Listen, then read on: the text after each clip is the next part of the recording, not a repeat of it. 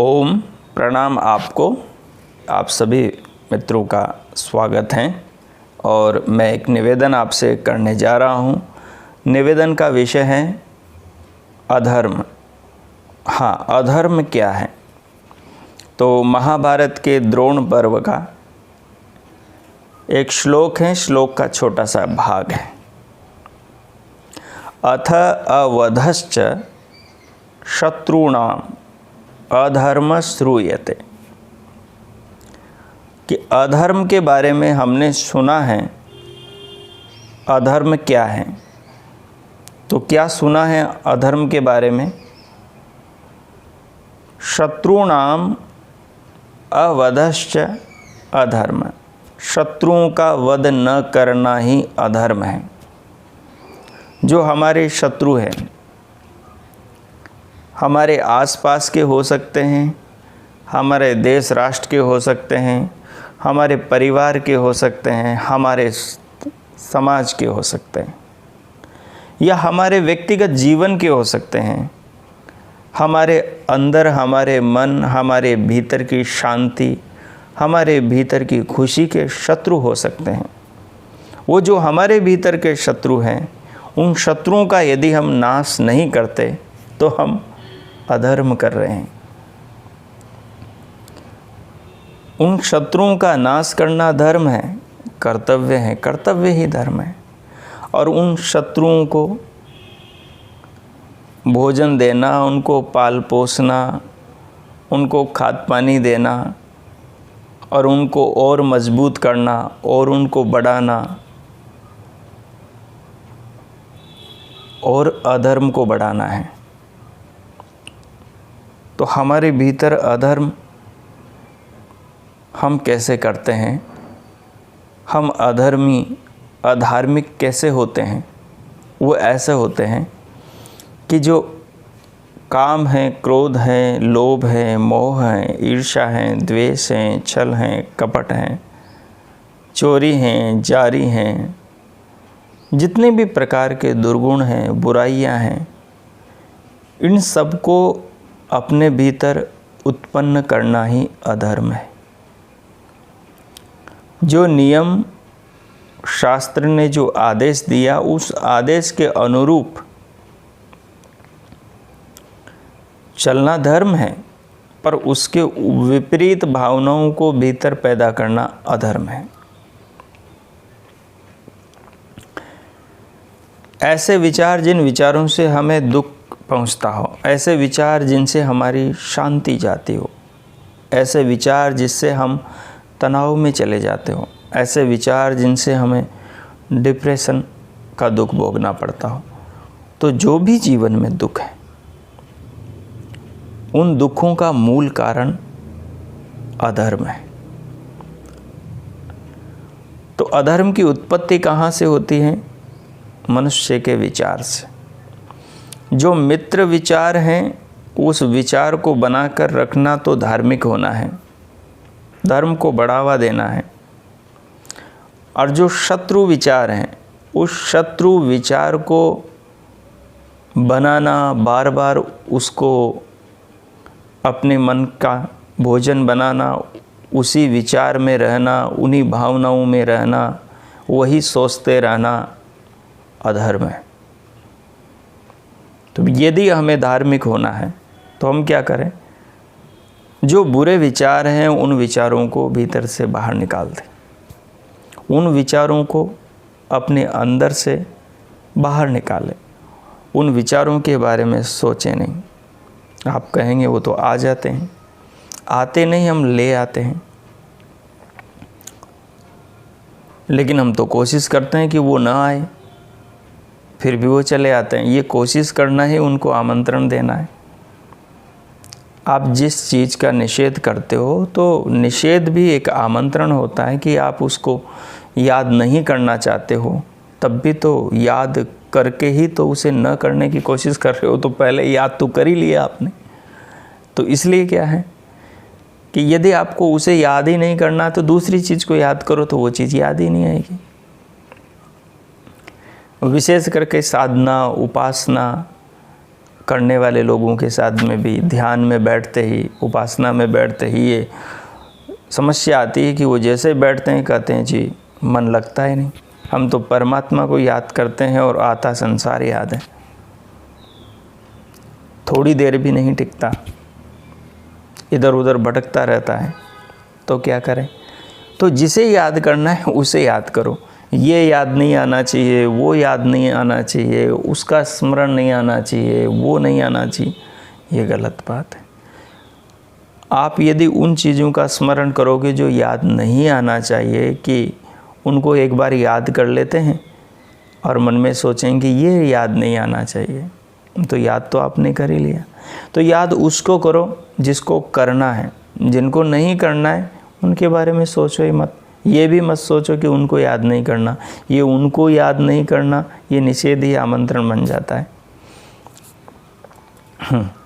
और दूसरी बात, कई मन में ऐसे विचार होते हैं जो आदमी को रुला देते हैं, जो आदमी को भीतर से बड़े परेशान करते हैं।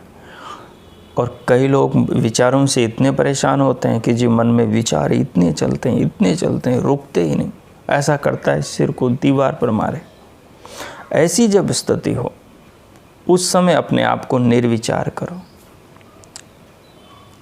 निर्विचार कैसे हुआ जाता है, कैसे करते हैं?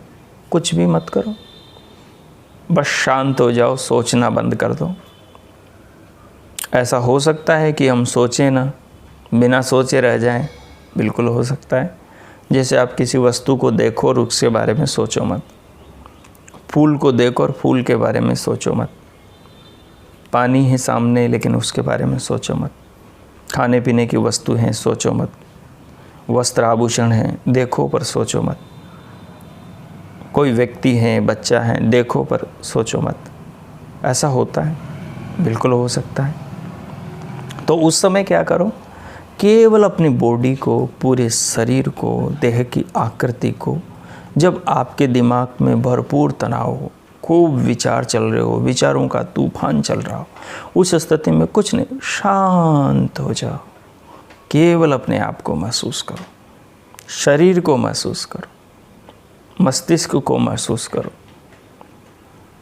हृदय को अनुभव करो, सिर से पांव तक पूरी देह को अनुभव करो, महसूस करो उसे, उसके बारे में सोचो मत। तो बस ये 2 मिनट 1 मिनट का काम है, और 1 मिनट रहोगे तो एकदम ठंडे हो जाओगे, एकदम शांत हो जाओगे। जैसे कोई भरी दोपहरी में कहीं धूप में से आए हैं आप और ठंडे ठंडे पानी से नहा लिए हो। ये करके देखें। शुरू में 2-4 बार दिक्कत आएगी, लेकिन अभ्यास करते करते करते 5-8 बार में हो जाएगा। आज एक बार बुद्धि के पकड़ में आनी चाहिए वो स्थिति कि हाँ, इस स्थिति में रहने से ऐसे सुख आता है। बस वो वृत्ति, वो स्मृति एक बार आपके चित्त में बननी चाहिए। वो बन गई तो फिर कभी भी ऐसी परिस्थितियाँ हैं, कभी भी ऐसा तनाव आए, झट से उस स्मृति को याद करो कि हाँ, उस समय ऐसे मैंने अपने आप को किया था। तत्काल आप तनाव से रहित हो जाओगे। एक तो ये, तो विचार हमारा सबसे बड़ा दुश्मन है। कौन सा विचार? क्रोध का, द्वेष का, ईर्ष्या का, घृणा का, नफरत का, ये तनाव पैदा करता है।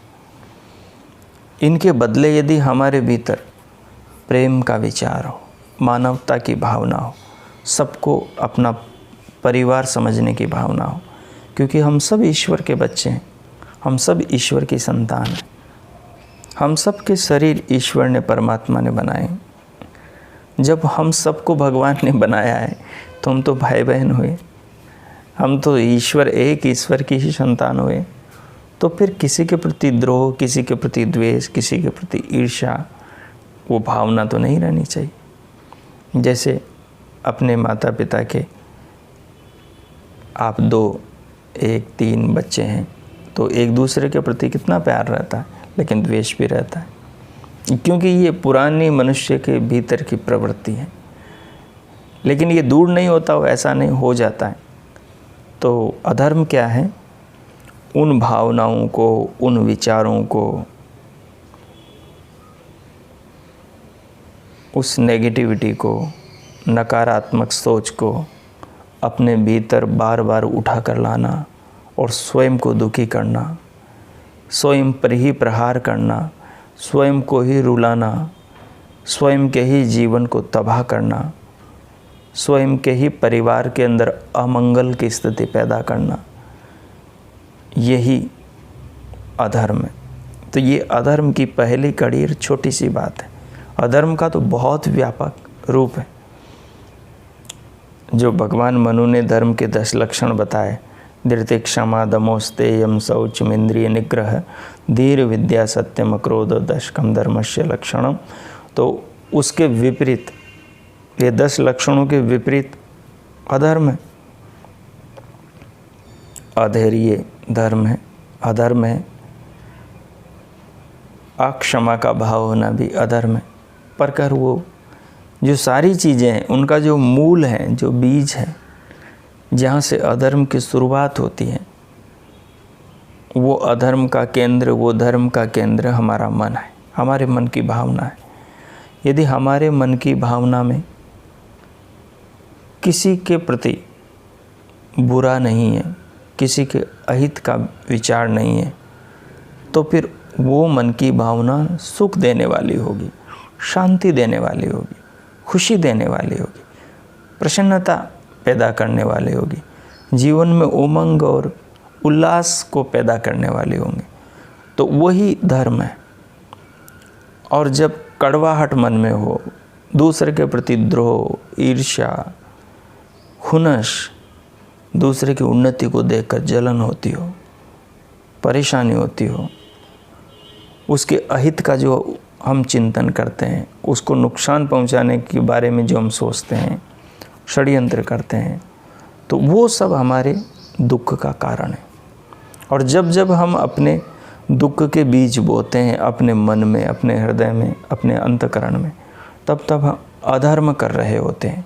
तो किसी के बारे में बुरा सोचना अधर्म है, किसी के बारे में अहित सोचना अधर्म है, किसी को नुकसान पहुंचाने के बारे में सोचना अधर्म है, अन्याय है। और सबके बारे में भला सोचना धर्म है, सबके बारे में अच्छा सोचना धर्म है। सबके कल्याण की, सबके मंगल की परमात्मा से प्रार्थना करना, सर्वे भवन्तु सुखिनः सर्वे सन्तु निरामया, ये भाव मन में होना धर्म है। और वृक्ष का जीवन जीना धर्म है।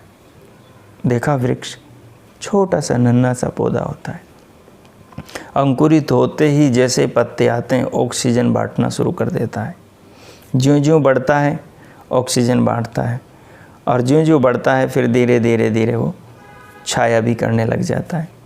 फिर बड़ा होकर फिर उसके फूल आते हैं, फूल आते हैं तो सुगंध बांटता है, और फूलों से फिर फल आते हैं तो मीठे फल बांटता है। और जैसे ही फल झूलने लगते हैं, ज़्यादा ज़्यादा आने लगते हैं, तो जैसे कोई उसने हाथ में अंजलि, हमारी अंजलि होती है हाथों की, तो वैसे अंजलि लेकर वो मैं बांट रहा हूँ, आओ मेरे मीठे फल खाओ, आओ मेरे मीठे फल खाओ। तो वृक्ष से हम एक प्यार का, प्रेम का, वसुदैव कुटुंबकम का, हम विधाता के एक परिवार की संतान हैं, हम सब भगवान के बच्चे हैं। इस प्रकार की फीलिंग, इस प्रकार की भावना, इस प्रकार की सोच, इस प्रकार का चिंतन डेवलप करना, अपने भीतर विकसित करना, ये अधर्म का नाश करना है। और ऐसा न करना, अधर्म को इसके विपरीत करना, अधर्म को पैदा करना और स्वयं को अधार्मिक करना है। इसलिए हम धार्मिक बने और अपने जीवन का उत्तम ढंग से निर्माण करें। ये इस विचार श्रृंखला की एक पहली कड़ी आपको निवेदन की। आशाएं आप लाभान्वित होंगे। धन्यवाद, प्रणाम।